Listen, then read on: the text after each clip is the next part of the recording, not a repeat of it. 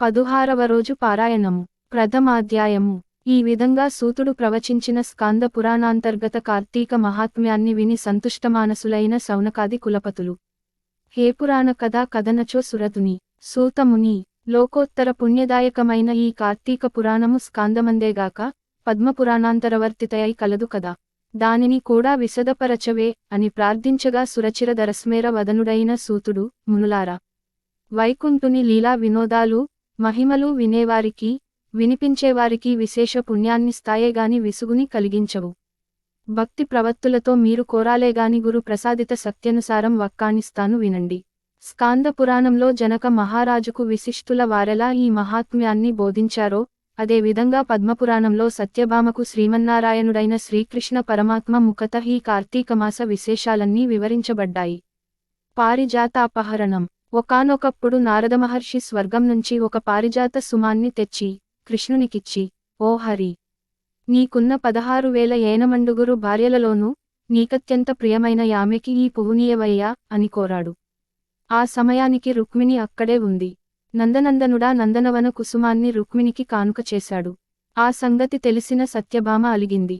ప్రియమైన భార్యకీయమంటే తనకీయాలిగాని ఆ రుక్మిణికీయడమేమి అని కోపించింది. కృష్ణుడామెకెంత నచ్చ చెప్పినా వినిపించుకోలేదు. పారిజాత వృక్షాన్ని తెచ్చి తన పెరటిలో పాదుకొలిపేదాకా ఊరుకునేది లేదని బెదిరించి, అత్యంత ప్రియురాలైన ఆమె అలుక తీర్చడమే ప్రధానంగా తలంచిన అనంత పద్మనాభుడు తక్షణమే సత్యభామ సమేతంగా గరుత్మంతుని నదిరోహించి ఇంద్రుని అమరావతి నగరానికి వెళ్లాడు. స్వర్గ సంపదను భూలోకానికి పంపేందుకు దేవేంద్రుడంగీకరించలేదు. తత్ఫలితంగా ఇంద్రోపేంద్రల నడుమ ఘోరమైన యుద్ధం జరిగింది. అక్కడి గోలోకంలోని గోవులకు గరుత్మంతునికి భీషణమైన సంగ్రామం జరిగింది. ఆ సమతోత్సాహంలో వైనతేయుడు తన తుండముక్కతో గోవులను కొట్టడం వలన గోవుల యొక్క చెవులు, తోకలు తెగి రక్తధారాలతో సహా భూమిన పడ్డాయి. వాటిలో తోకల వలన గొబ్బిచెట్లు, చెవుల వలన చీకటి చెట్లు, తాకటం నుంచి మెహ్దీ వృక్షాలు ఆవిర్భవించాయి. మోక్షాన్ని కోరుకునేవాళ్లు ఈ 3 చెట్లకు దూరంగా ఉండాలి, ముట్టుకోకూడదు. అదేవిధంగా గోవులు తమ కొమ్ములతో కొట్టడంచేత ఆ పక్షిరాజు యొక్క రెక్కల వెండ్రుకలో 3 రకాల పక్షులు జన్మించాయి. ఇవి 3 కూడా శుభ్రప్రదమైనవే. గరుడ దర్శనం వలన మానవులు ఏ శుభాలనైతే పొందుతున్నారో అటువంటి సర్వశ్రేయస్సులను ఉపరి పక్షిత్రయాన్ని చూసిన మాత్రాననే పొందగలుగుతారు. పారిజాత వృక్షాన్ని శ్రీకృష్ణుడు కోరగా స్వర్గ సంపదను భూలోకానికి పంపేందుకు దేవేంద్రుడు అంగీకరించలేదు. తత్ఫలితంగా ఇంద్రోపేంద్రుల నడుమ ఘోరమైన యుద్ధం జరిగింది. ఎట్టకేలకు ఆ తగవులో దేవేంద్రుడు తగ్గి సవినయ పురస్సరంగా పారిజాత ద్రుమాన్ని యాదవేంద్రునికి అర్పించుకున్నాడు.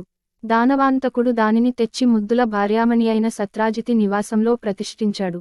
అందువలన అమితానందాన్ని పొందిన ఆ అన్నుల మిన్న తన పెనిమిటి అయిన పీతాంబరునితో చాలా ప్రేమగా ప్రసంగిస్తూ, ప్రాణప్రియ, నేనెంతైనా ధన్యురాలిని. నీ 16,000 ఎనమండుగురు స్త్రీలలోనూ నేనే నీకు మీదుమిక్కిలి ప్రియతమను కావడం వలన నా అందచందాలు ధన్యత్వం పొందాయి.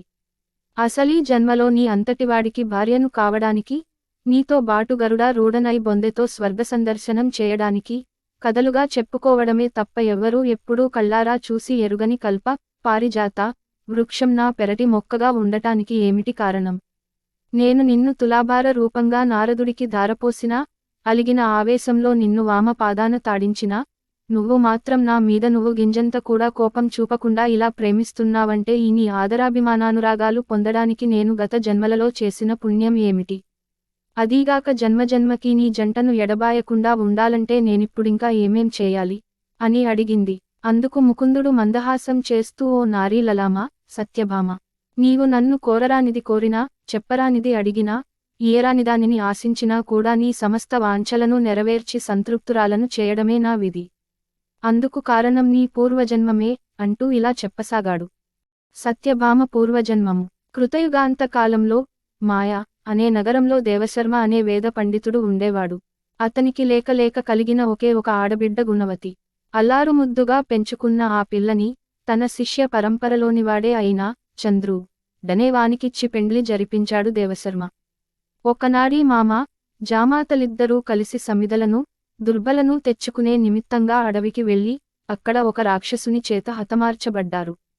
బ్రాహ్మణులు, ధర్మాత్ములు, నిత్య సూర్యోపాస్తిపరులు అయిన వారి జీవిత విజ్ఞానానికి మెచ్చిన విష్ణుమూర్తి శైవులుగాని, గానాపత్యులుగాని, సౌర సూర్య, వ్రతులు గాని శాక్తేయులు గాని వీరందరూ కూడా వానచినుకులు వాగులై వంకలై నదులై తుదకు సముద్రాన్నే చెందినట్టుగా నన్నే పొందుతున్నారు. పుత్రభాత్రాది నామాలతో దేవదత్తుని లాగా నేనే వివిధ నామారూపక్రియాదులతో 5గా విభజింపబడి ఉన్నాను. అందువలన మరణించిన మామ అల్లుళ్లను మన వైకుంఠానికే తీసుకుని రమ్మని తన పార్షదులకు ఆజ్ఞాపించాడు. పార్షదులు ప్రభువాజ్ఞను పాటించారు. సూర్యతేజస్సును కాంతులతో ఆ ఇరువురి జీవాలు వైకుంఠం చేరి విష్ణు సారూప్యాన్ని పొంది విష్ణు సాన్నిధ్యంలోనే మసలసాగాయి. ప్రథమోధ్యాయ సమాప్తః. ద్వితీయాధ్యాయము. గుణవతి కథ. పితృభర్తృ మరణవార్తను విన్న గుణవతి ఎంతగానో కృంగిపోయినది. కాని పోయిన వారితో తను కూడా పోలేదు గనుక మరణం మాసన్నమయ్యేదాకా మనుగడ తప్పదు గనుక వేరొక దిక్కులేని ఆ యువతి ఇంట్లో ఉన్న వస్తు సంచయాన్నంతటినీ విక్రయించి తండ్రికి భర్తకు ఉత్తమగతులకై ఆచరించవలసిన కర్మలను ఆచరించింది. శేషజీవితాన్ని శేషసాయి స్మరణలోనే గడుపుతూ దేహ పోషణార్థం కూలిపని చేసుకుంటూ ఆధ్యాత్మిక చింతనతో హరిభక్తిని సత్యాన్ని శాంతాన్ని జితేంద్రియత్వాన్ని పాటిస్తూ ఉండేది. పరమ సదాచారుపరులైన వారింట పుట్టి పెరిగింది కావడం వలన బాల్యం నుంచి అలవడిన కార్తీక వ్రతాన్ని ఏకాదశి వ్రతాన్ని మాత్రం ప్రతి ఏటా విడువకుండా ఆచరించేది.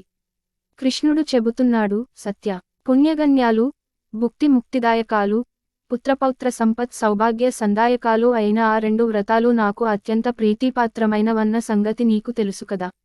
కార్తీక మాసంలో సూర్యుడు తులారాశిలో ఉండగా నిత్యము ప్రాతఃస్నానం ఆచరించే వారి సమస్త పాపాలను నేను నశింపచేస్తాను. ఈ కార్తీకంలో స్నానాలు దీపారాధనలు జాగరణ తుపసి పూజ చేసే వాళ్ళు అంత్యంలో వైకుంఠవాసుడైన శ్రీ మహావిష్ణు స్వరూపులై భావిస్తారు. విష్ణువాలయంలో మార్జనం చేసి సర్వతోభద్రం శంఖం పద్మం మొదలైన ముగ్గులను పెట్టి పూజా పునస్కారాలను చేసే వారు జీవన్ముక్తులవుతారు. ఉపర్యుక్త ప్రకారంగా కార్తీక మాసంలో నెల రోజులలోనూ కనీసం 3 రోజులైనా ఆచరించినవారు దేవతలను కూడా నమస్కరించదగిన వాళ్లవుతున్నారు.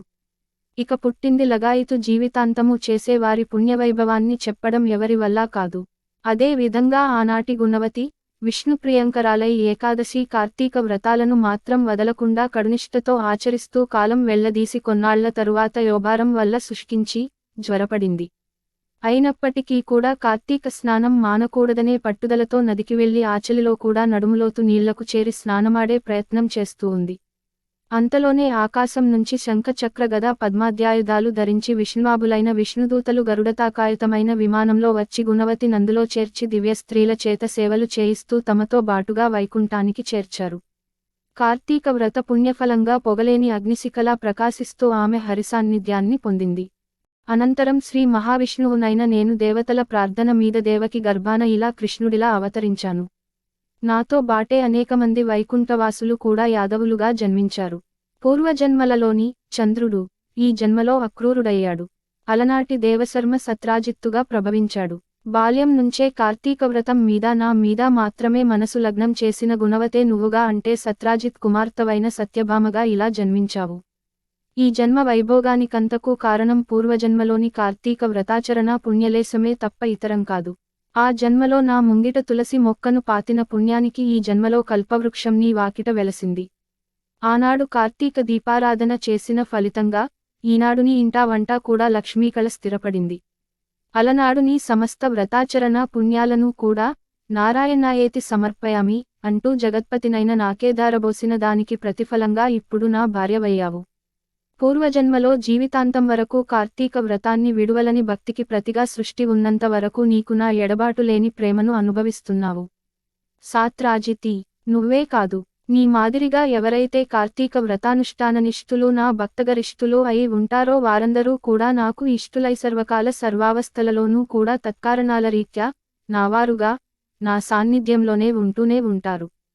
రాఘవతి ఒక్క రహస్యం చెబుతాను విను. తపోదాన యజ్ఞాదికాలనెన్నిటిని నిర్వర్తించినవారైనా సరే కార్తీక వ్రతాచరణాపరులకు లభించే పుణ్యంలో 16వ వంతు పుణ్యం కూడా పొందలేరని గుర్తుంచుకో. ఉపరివిధంగా శ్రీకృష్ణ ప్రోక్తమైన తన పూర్వజన్మ గాథను కార్తీక వ్రత పుణ్యఫలాలను విని పులకితాంగి అయిన ఆ పూబోడి తన ప్రియపతి అయిన విశ్వంబరుడికి వినయ విధేయతలతో ప్రణమిల్లింది.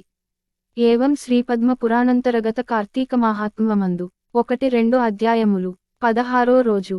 నిషిద్ధములు ఉల్లి, ఉసిరి, చద్ది, ఎంగిలి, చల్ల, దానములు, నెయ్యి, సమిదలు, దక్షిణ, బంగారం, పూజించాల్సిన దైవము స్వాహా అగ్ని. జపించాల్సిన మంత్రము ఓం స్వాహాపతయే జాతవేదసే నమః. ఫలితము వర్చస్సు, తేజస్సు, పవిత్రత. బహుళ పాడ్యమి నాటి పారాయణము సమాప్తము.